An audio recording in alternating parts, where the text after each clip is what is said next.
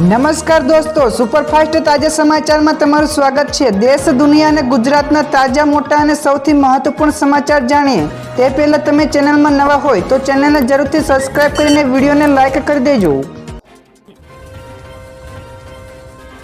સૌથી પહેલા દોસ્તો આપણે વાત કરીએ તો એવી ગરમી પડી કે ડામર રોડ પીગળી ગયો। તો એપ્રિલ મહિનામાં જ ભયાનક ગરમી પડી રહી છે। તો આની વચ્ચે વડોદરા શહેરમાં ડામર રોડ પીગળી ગયા હોવાના અહેવાલ સામે આવ્યા છે, કેમ કે વડોદરા શહેરમાં ગઈકાલથી તાપમાનમાં વધારો થયો છે, તે વધીને 41.8 ડિગ્રીએ પહોંચ્યું છે।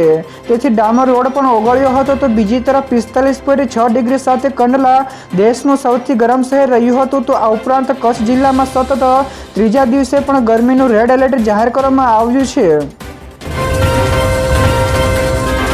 તો દોસ્તો બીજા સૌથી મોટા સમાચાર સામે આવ્યા છે। પેટ્રોલ અને ડીઝલના ભાવમાં 2 રૂપિયાના ભાવ વધારાને લઈને સરકારની મોટી સ્પષ્ટતા। તો સરકારે પેટ્રોલ અને ડીઝલ ઉપર એક્સાઇઝ ડ્યુટીમાં વધારો કર્યો છે। જો કે હવે સરકારે સ્પષ્ટપણે કહ્યું છે કે આનાથી પેટ્રોલ અને ડીઝલના ભાવમાં વધારો થશે નહીં।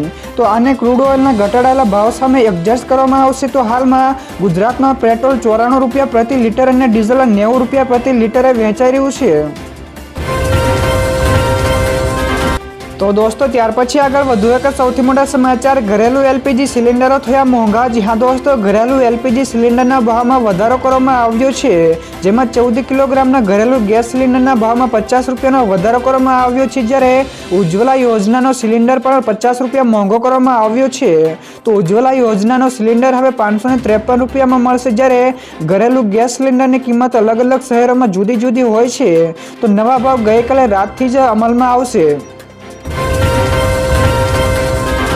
તો દોસ્તો બીજા સૌથી અગત્યના સમાચાર સામે આવ્યા છે। આરોગ્ય કર્મચારીઓની હડતાલ સમેટાઈ। જી હા દોસ્તો, ગાંધીનગરમાં 17 માર્ચથી ચાલી રહેલી આરોગ્ય કર્મચારીઓની અચોક્કસ મુદતની હડતાલ ગઈકાલે સમેટાઈ ગઈ છે। તો મહાસંઘે તમામ કર્મચારીઓને તાત્કાલિક નોકરી પર પરત ફરવાના આદેશ પણ આપ્યો છે। તો 3 મહિના માટે આંદોલન સ્થગિત કરવામાં આવ્યું હતું। તો મહાસંઘના પ્રમુખ રણજીતસિંહ મૌર્યે જણાવ્યું કે 33 જિલ્લાના પ્રમુખ, મહામંત્રી અને મુખ્ય કન્વીનરની સંયુક્ત કારોબારી મિટિંગમાં આ નિર્ણય લેવામાં આવ્યો છે। ત્યાર પછી આગળ દોસ્તો વધુ એક સૌથી અગત્યના સમાચાર, ગરમીને લઈને ફરી એકવાર મોટી આગાહી છે। તો ગુજરાતમાં હાલ તો વિવિધ વિસ્તારોમાં જોરદાર ગરમી પડી રહી છે, ત્યારે રાજ્યમાં હજુ પણ લોકોએ ગરમીથી સેકાવું પડશે, ત્યારે હવામાન વિભાગે મોટી આગાહી કરી છે। તો અમદાવાદ હવામાન વિભાગે જણાવ્યું છે કે રાજ્યમાં હજુ પણ કાળઝાળ ગરમી પડશે તેવી આગાહી કરવામાં આવી છે। તો બીજી તરફ કચ્છમાં પણ સિવિયર હીટવેવની આગાહી પણ છે, જ્યારે રાજ્યમાં બપોરે ગરમ પવન પણ ફૂંકાશે। તો આમ ગુજરાતીઓને બરાબરનો તપવાનો વારો પણ આવવાનો છે। ત્યારબાદ દોસ્તો ફટાફટ આગળના બીજા સમાચારની વાત કરવામાં તો અમિત ચાવડાએ કહ્યું કે ગુજરાતમાં નશાબંધીનો કાયદો ફક્ત કાગળ ઉપર જ છે। જ્યાં દોસ્તો કોંગ્રેસનું રાષ્ટ્રીય અધિવેશન અમદાવાદમાં થઈ રહ્યું છે, તો ગુજરાત કોંગ્રેસના વિપક્ષના નેતા અમિત ચાવડાએ પત્રકાર પરિષદ કરીને કહ્યું કે ગાંધીજીના વિચારોથી ઉલટું શાસન ચાલે છે। તો નશાબંધીનો કાયદો છે, પરંતુ ફક્ત કાગળ ઉપર જ ચાલે છે। તો ડ્રગ્સના કારણે યુવાધન પણ બરબાદ થઈ રહ્યું છે। તો વિકસિત ગુજરાતની વાતો કરીએ તો બીજી તરફ 40% બાળકો કુપોષિત પણ છે તેવું પણ જણાવ્યું છે। તો દોસ્તો બીજા સૌથી મહત્વપૂર્ણ સમાચાર સામે આવ્યા છે। સૌરાષ્ટ્ર યુનિવર્સિટીની પરીક્ષા ફીમાં કરાયો વધારો। જી હા દોસ્તો, વિદ્યાર્થીઓ માટે માઠા સમાચાર છે, જેમાં સૌરાષ્ટ્ર યુનિવર્સિટીની પરીક્ષા ફીમાં ₹30 થી લઈને ₹200નો વધારો કરવામાં આવ્યો છે। તો હવે નવા શૈક્ષણિક વર્ષથી 2.5 લાખથી વધારે વિદ્યાર્થીઓને 10% વધુ પૈસા ચૂકવવા પડશે, જેમાં આર્ટ્સ, કોમર્સ, સાયન્સ, લો, એજ્યુકેશન અને હ્યુમન રાઇટ્સ સહિતની ફેકલ્ટીમાં ચાલતા કોર્સમાં પરીક્ષા ફીમાં વધારો જાહેર કરવામાં આવ્યો છે। તો MBAમાં ભણતા વિદ્યાર્થીઓની પરીક્ષા ફી ₹1000 થી વધારીને ₹1200 કરવામાં આવી છે। તો દોસ્તો ત્યાર પછી આગળ વધુ એક સૌથી મહત્વપૂર્ણ સમાચાર, શેર બજારમાં મોટો કડાકો થયો। તો આનો ફાયદો સીધો સોનાના ખરીદનારાઓને થશે। તો કેમ કે Indian Boolean and jewellers association એટલે કે IBJA અનુસાર 24 કેરેટ સોનાના 10 ગ્રામનો ભાવ ₹2613 ઘટીને ₹88,400 થયો છે, જ્યારે અગાઉ 10 ગ્રામ સોનાનો ભાવ ₹91,014 હતો। જ્યારે ચાંદીમાં પણ ₹4,535 સસ્તી થઈ છે, તે ₹88,375 પ્રતિ કિલોએ વેચાઈ રહી છે। તો સોના અને ચાંદીના ભાવમાં હજુ પણ ઘટાડો થવાની સંભાવનાઓ સેવાઈ રહી છે।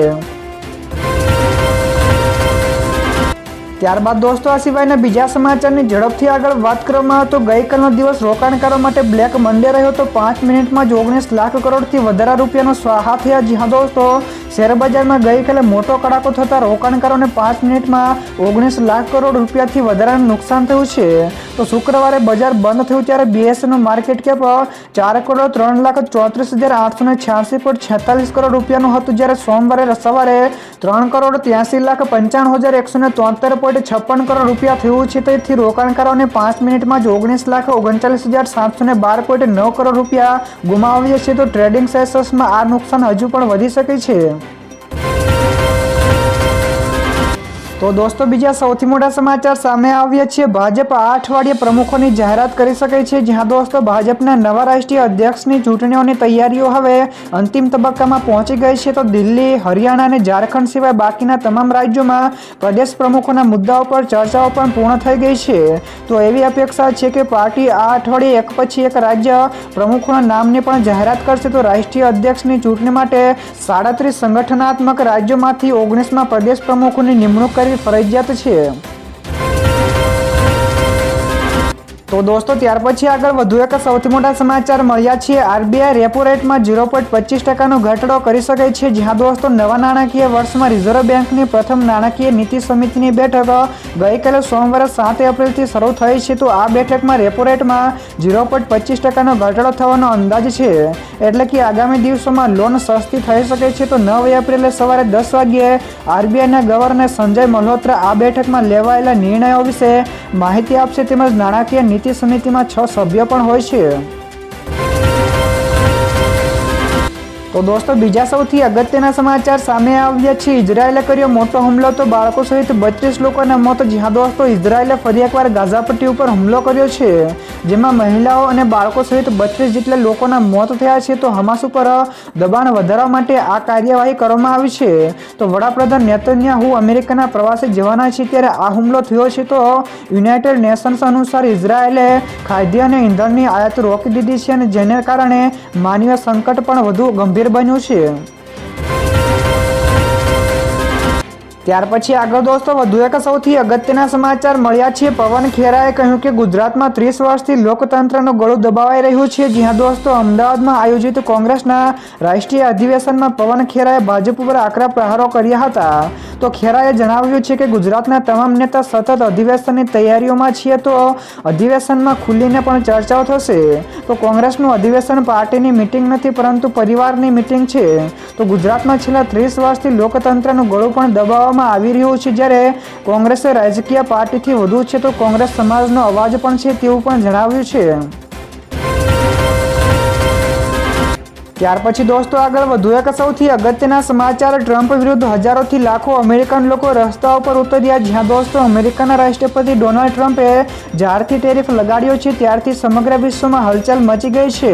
તો ફક્ત અન્ય દેશોના લોકો જ નહીં, પરંતુ હવે અમેરિકાના નાગરિકો અને નેતાઓ પણ ટ્રમ્પની વિરુદ્ધ થઈ રહ્યા છે. તો અમેરિકાના 50 જેટલા રાજ્યોમાં ટ્રમ્પ વિરુદ્ધ વિરોધ પ્રદર્શનો થઈ રહ્યા છે. તો લોકો ટ્રમ્પની ટેરિફ નીતિઓનો પણ વિરોધ કરી રહ્યા છે, અને ટ્રમ્પ અને મસ્ક ગો બેકના નારા પણ લગાવી રહ્યા છે.